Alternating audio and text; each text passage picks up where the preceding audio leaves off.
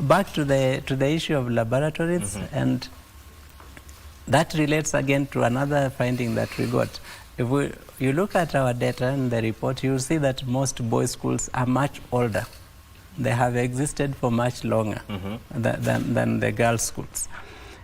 That reflects an historical fact. When education was brought here initially, emphasis was on educating boys, so boys' schools were established.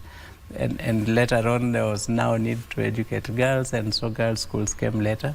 But that is a challenge then to the government and to all the stakeholders to say, how do we make sure that even these schools that started later receive the kind of support so that they have a level of infrastructure that is at par? Because at the end of the day, all these schools are educating Kenyan children, and all these schools need to provide equal opportunity to the children. There should be no difference between the child who goes to one school that has been there for 30 years and another that was established 2-3 years ago.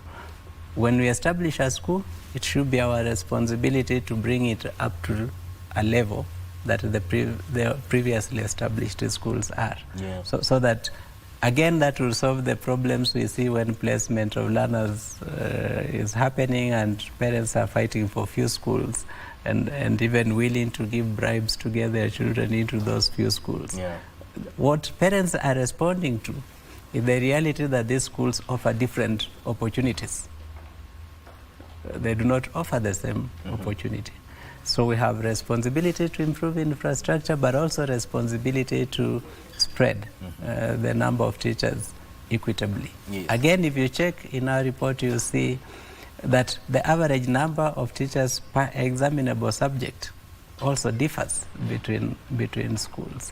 And that has implication on learning outcomes. And that has implication on what a child gets out of school. I think those are issues that we need to be addressing.